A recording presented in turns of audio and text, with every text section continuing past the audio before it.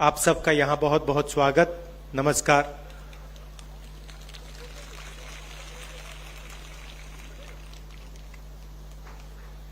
पिछले चुनाव में हमने आपसे 2-3 बड़े वायदे किए थे। किसानों को अपनी मेहनत का सही फल, उनका कर्जा माफी, बिजली बिल हाफ, ये वायदे हमने आपसे कही थे। और जब हम आपसे ये वायदे कर रहे थे तो हिंदुस्तान के प्रधानमंत्री और बीजेपी के बड़े बड़े नेता ऐसे स्टेज से हर रोज कह रहे थे कि ये वायदे पूरे नहीं हो सकते। और जैसे ही हमारी सरकार बनी, ऐसी मीटिंग में 5 साल पहले हमने कहा था, जैसे हमारी सरकार बनेगी, समय नहीं लगेगा, एकदम जो हमने वायदे किए हैं उनको हम पूरा करेंगे। और खुशी से मैं कहता हूं कि जिस काम को बीजेपी ने कहा था कि नहीं किया जा सकता, उस काम को हमने 2 घंटों में करके दिखा दिया पूरे प्रदेश को। 10,000 करोड़ रुपए किसानों का कर्जा माफ, बिजली बिल हाफ, किसान न्याय योजना 23,000 करोड़ रुपए 26 लाख किसानों को, मजदूरों को 7,000 रुपए, 5 लाख मजदूरों को 7,000 रुपए हर साल, तकरीबन 760 करोड़ रुपए हमने दिए। देखिए, सरकार चलाने के 2 तरीके होते हैं। आप किसी भी सरकार को देखो, 2 ही तरीके होते हैं। एक तरीका कि आप प्रदेश के या देश के सबसे अमीर लोगों को फायदा पहुंचाओ, और दूसरा तरीका आप देश के या प्रदेश के सबसे गरीब लोगों की मदद करो। यही 2 तरीके हैं, और तीसरा तरीका है नहीं। लोग कहते हैं कि भैया नहीं, तीसरा तरीका होगा सबकी मदद। नहीं, सीधी सी बात है, या आप जो लाइन में सबसे पीछे बैठे हैं, खड़े हैं, उनकी मदद करो, या फिर लाइन में जो सबसे आगे बैठे हैं, खड़े हैं, उनकी मदद करो। और हमारी जो सरकार है, और किसी भी स्टेट में देख लीजिए, यूपीए की सरकारों को देख लो, हमारी सरकार किसानों की, मजदूरों की, गरीब लोगों की, बेरोजगार लोगों की, इनकी मदद करती है। उनकी सरकारें जो हैं बड़ी बड़ी बातें करती हैं, मगर अंत में अदानी जी की वो मदद करते हैं। आप देखिए, देश की हालत देखिए। बघेल जी ने कहा खदान अदानी जी को दी जाती है, एयरपोर्ट अदानी जी को दी जाती है, पोर्ट्स अदानी जी को दिए जाते हैं, कानून बनाए जाते हैं। किसान के खिलाफ जो कानून बनाए गए, वो कानून अदानी जी की मदद करने के लिए। हिमाचल प्रदेश में आप जाइए, सेब का पूरा बिजनेस अदानी जी के हाथ में। जम्मू कश्मीर जाइए, वहां पे सेब का बिजनेस अदानी जी के हाथ में। तो जो भी वो करते हैं, अदानी जी के लिए, देश के सबसे बड़े 2-3 उद्योगपतियों के लिए करते हैं। और जो भी हम करते हैं, हम किसानों के लिए करते हैं, मजदूरों के लिए करते हैं, आदिवासियों के लिए करते हैं, दलितों के लिए करते हैं, पिछड़ों के लिए करते हैं। सीधी सी बात, मनरेगा देख लीजिए, हम मनरेगा लाए, लोकसभा में प्रधानमंत्री ने देश के सब मजदूरों का अपमान किया, कहा कि मनरेगा बिल्कुल बेकार प्रोग्राम है। भोजन का अधिकार हम लाए, कर्जा माफी हमने की। क्यों? क्योंकि हम जानते हैं कि जब तक हम गरीबों की मदद नहीं करेंगे,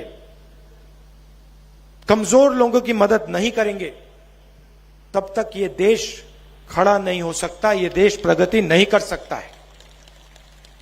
अब देखिए, छत्तीसगढ़ में हमने वायदा किया था 2,500 रुपए प्रति क्विंटल। सही बात है? सही बात है ना? आज क्या रेट है? आज 2,500 है क्या?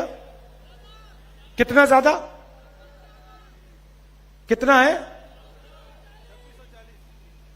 2,640। और यहां सारे लोग जानते हैं कि आज 2,640 है। कांग्रेस पार्टी ने वायदा किया था 2,500 का, और आने वाले समय में जाके वो 3,000 तक पहुंचेगा। सब जानते हैं, पूरा प्रदेश जानता है। अब इसका क्या फायदा है? सबसे पहले किसानों की मदद होती है, मजदूरों की मदद होती है। अब जब किसान के जेब में पैसा आता है, वो उस पैसे का इस्तेमाल गांव में करता है, गांव में वो अपना पैसा डालता है, कुछ खरीदता है, और पूरी गांव की अर्थव्यवस्था बढ़ती है। बीजेपी की सरकार क्या करती है? वही पैसा जो हम किसान को देते हैं, 2,500 प्रति क्विंटल लाखों किसानों को हमने जो दिया, वही पैसा बीजेपी अदानी को दे देती है। क्या अदानी अपने पैसे को गांव में डालता है क्या? क्या अदानी अपने पैसे को गांव में खर्च करता है क्या? नहीं। अदानी आपका पैसा उठा के विदेश में, लंदन में, अमेरिका में अपना पैसा खर्च करता है, बड़ा मकान खरीदता है, बड़ी बड़ी कंपनियां खरीदता है। तो हम जो काम करते हैं आपकी अर्थव्यवस्था को चलाने के लिए करते हैं, आपकी मदद करने के लिए करते हैं। बिजली बिल हमने हाफ क्यों किया? बिजली बिल हमने हाफ किया, आपके जेब में पैसा आया, वही पैसा जो आपने बचाया उसको आपने खर्च किया। कहां खर्च किया? गांव में खर्च किया, गांव की अर्थव्यवस्था बढ़ी। छोटे छोटे शहरों में खर्च किया, छोटे शहरों की अर्थव्यवस्था बढ़ी। तो यह हमारी सोच है। अब देखिए, बीजेपी ने एक नई चीज चलाई है। बीजेपी के लोग कहते हैं, नरेंद्र मोदी जी कहते हैं, जहां भी जाते हैं, कि हम पिछड़ों की सरकार चलाते हैं, हम ओबीसी की सरकार चलाते हैं। अच्छा, तो अगर आप ओबीसी की सरकार चलाते हो और आप अपने हर भाषण में ओबीसी शब्द का प्रयोग करते हो, तो फिर आप ओबीसी कास्ट सेंसस से, जाति जनगणना से इतना क्यों डरते हो? अपने भाषणों में जाति जनगणना शब्द का प्रयोग क्यों नहीं करते हो? और जो हमने आंकड़े निकाले थे जब हमारी सरकार थी दिल्ली में, उनको आप रिलीज क्यों नहीं करते? क्योंकि आप जानते हो कि आज के हिंदुस्तान में जितनी भागीदारी ओबीसी वर्ग की होनी चाहिए, नहीं है।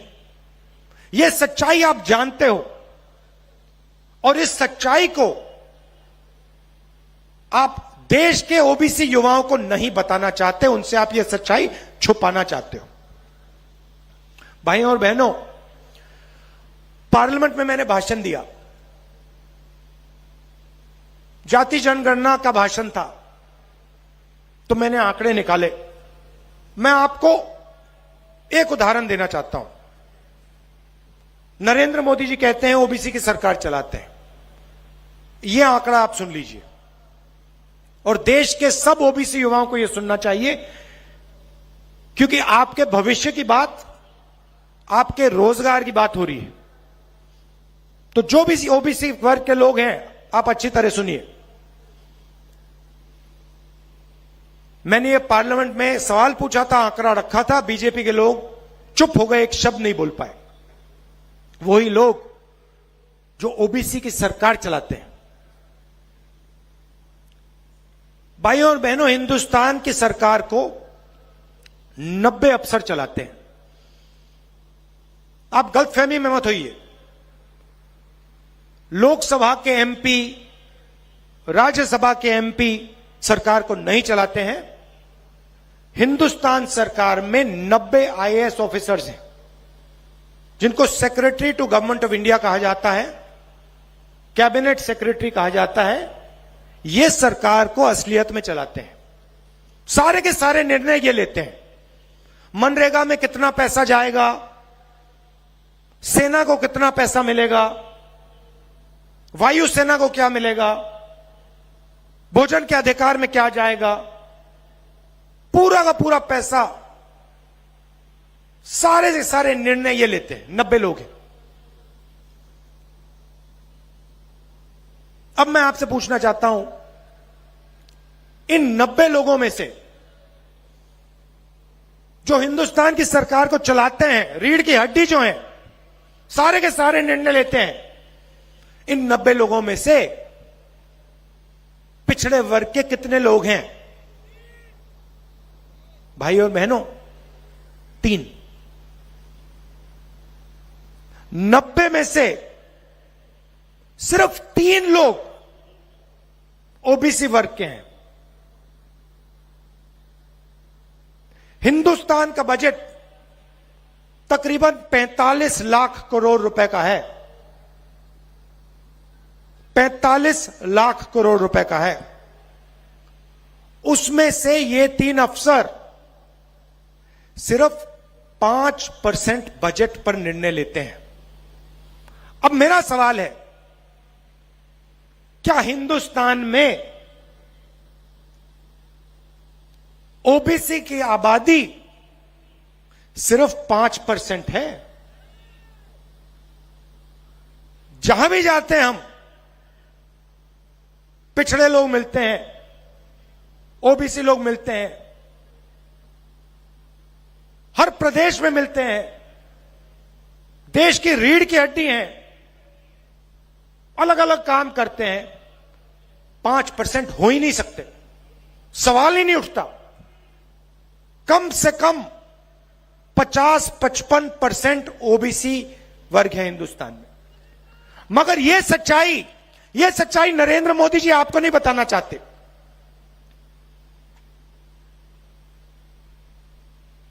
ओबीसी वर्ग को जागरूक होना पड़ेगा। आपको ठगा जा रहा है।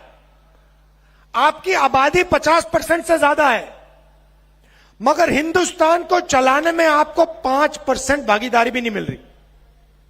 और जब मैंने यह सवाल नरेंद्र मोदी जी के सामने पूछा, और मैं आज फिर पूछ रहा हूं, नरेंद्र मोदी जी, आपने इस सवाल का जवाब क्यों नहीं दिया कि हिंदुस्तान में 50% ओबीसी वर्ग है, उनको 5% बजट में भागीदारी मिल रही है। आप 24 घंटे कहते हो ओबीसी की सरकार चला रहा हूं, आप झूठ कहते हो। आपकी सरकार ओबीसी की सरकार नहीं है, और यह बात हर ओबीसी युवा को समझनी होगी। मैं आपके भविष्य की बात कर रहा हूं। आपके साथ नरेंद्र मोदी जी और बीजेपी अन्याय कर रहे हैं, और पहला कदम आपके लिए, पहला कदम जाति जनगणना है। उसके बाद पूरे देश को पता लग जाएगा ओबीसी की आबादी, सच्ची आबादी कितनी है।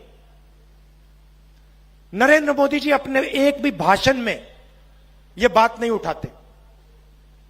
प्रेस वाले तो उनसे सवाल पूछ नहीं सकते, प्रेस कॉन्फ्रेंस तो कभी करते नहीं है।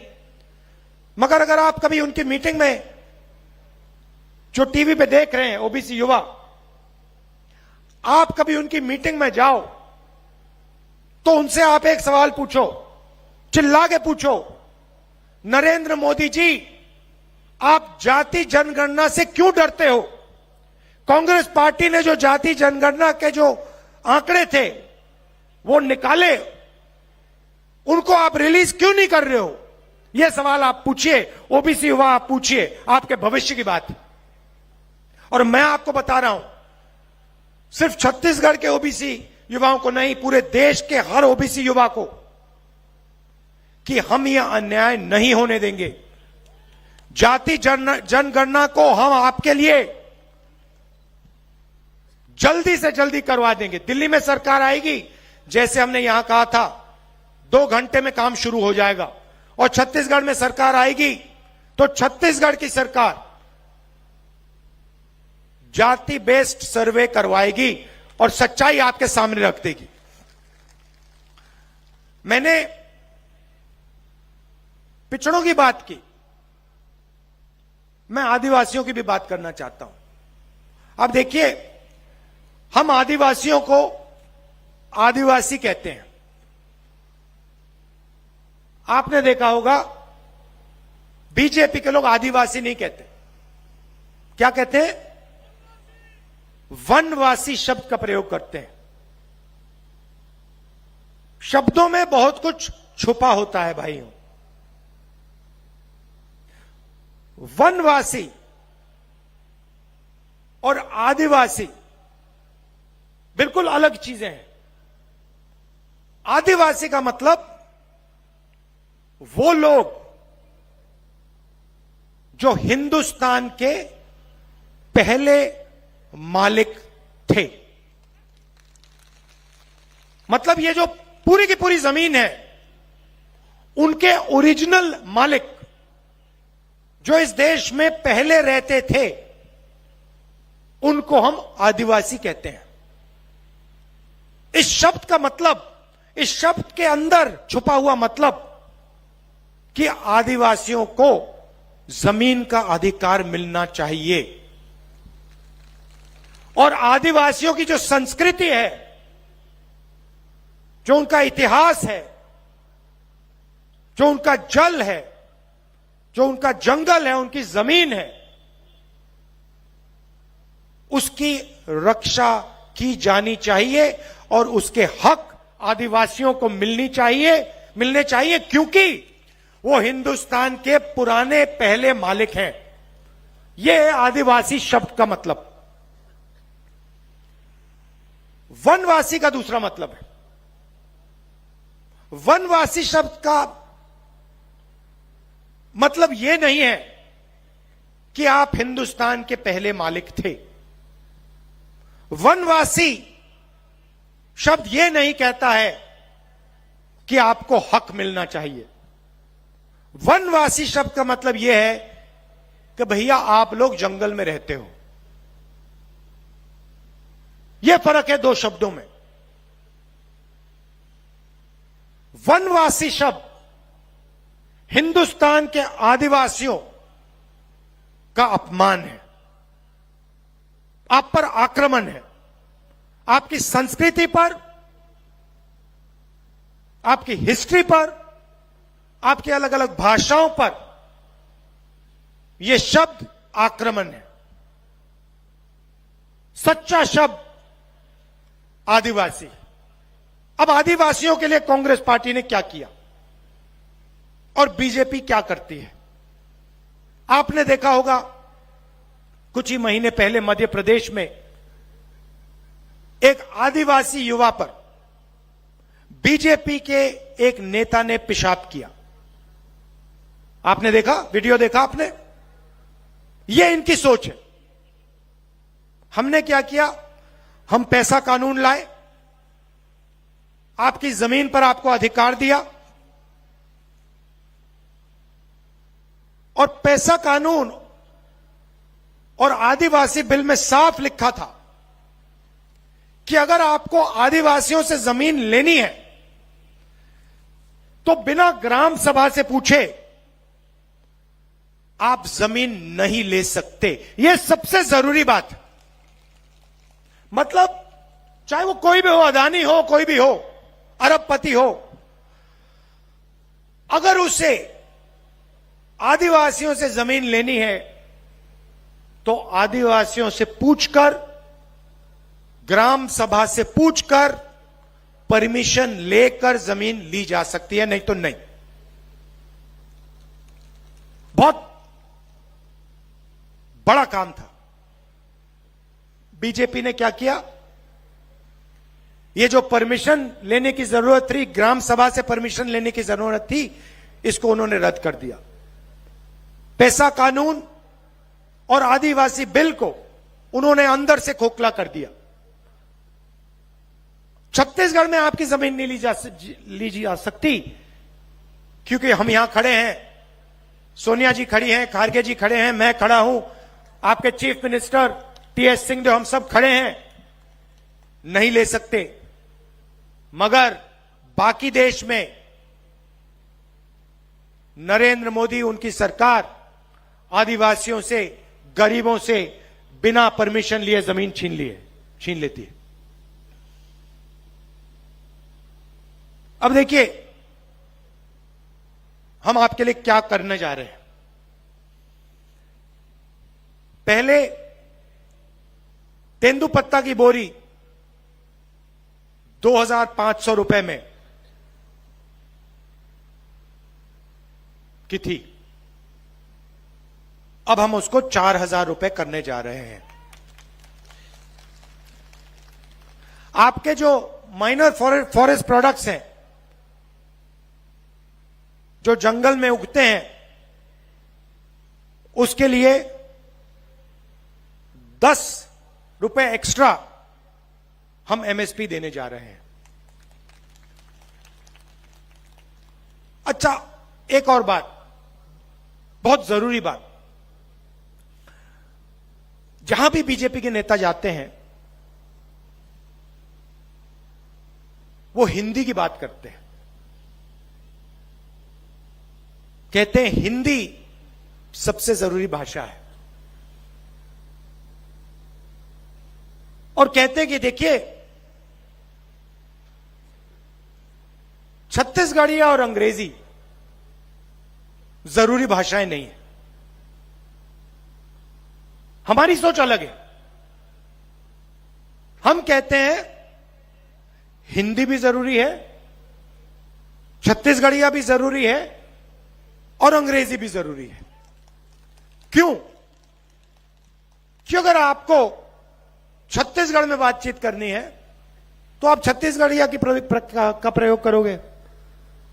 अगर आपको यूपी में बात करनी हो, आप यूपी जाओ, मध्य प्रदेश जाओ, तो हिंदी काम आएगी। और अगर आप बाकी दुनिया के लोगों से बात करना चाहो, कोई टूरिस्ट आए उससे आप बात करना चाहो, कोई बड़ी कंपनी का मालिक अमेरिका से आए उससे आप बात करना चाहो, तो फिर अंग्रेजी चलेगी। तो हम चाहते हैं कि आप जहां भी जाओ आप भाषा का प्रयोग कर पाओ और उसका फायदा उठा पाओ। अब आप एक काम कीजिए, किसी भी बीजेपी के नेता से आप पूछ लीजिए, जो स्टेट से 24 घंटा कहते हैं कि भैया अंग्रेजी खराब है, सिर्फ हिंदी होनी चाहिए। आप उनसे एक सवाल पूछिए,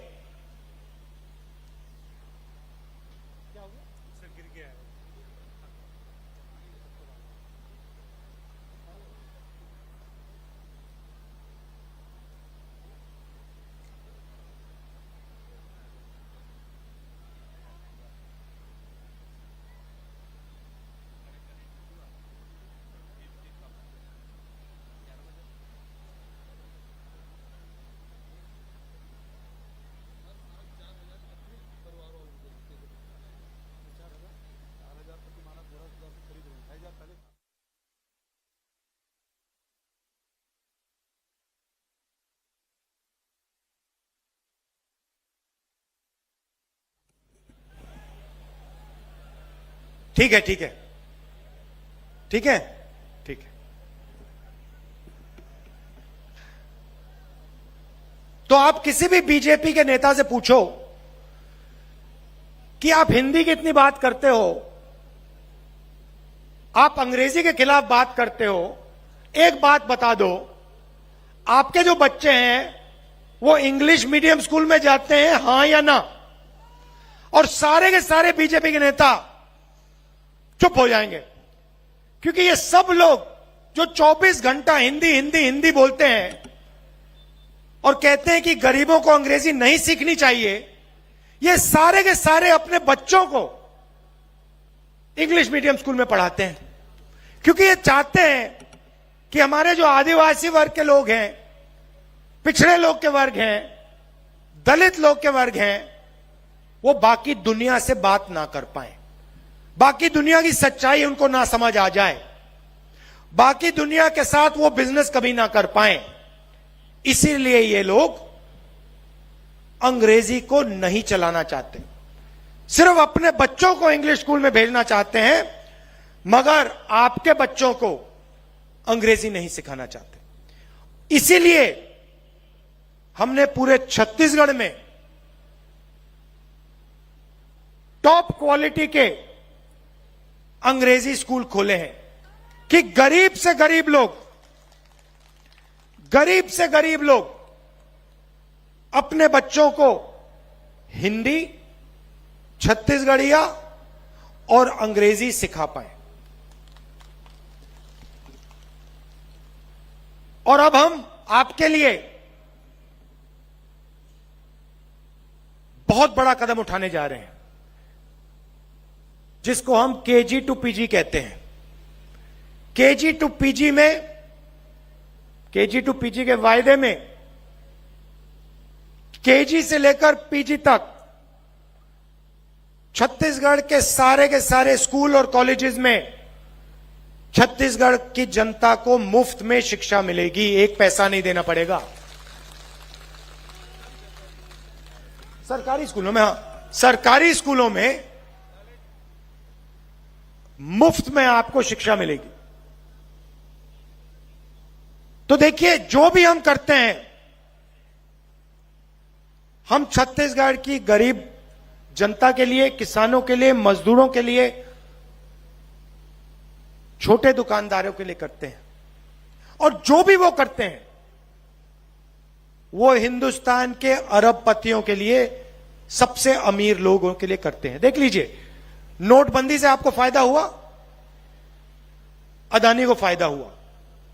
जीएसटी से आपको फायदा हुआ, अदानी को फायदा हुआ। किसान के जो कानून लाए थे उससे आपको फायदा हुआ, नहीं, अदानी को फायदा हुआ।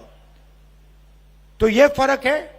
और जो भी हमने यहां वायदे किए हैं उनको हम पूरा करके दिखा देंगे।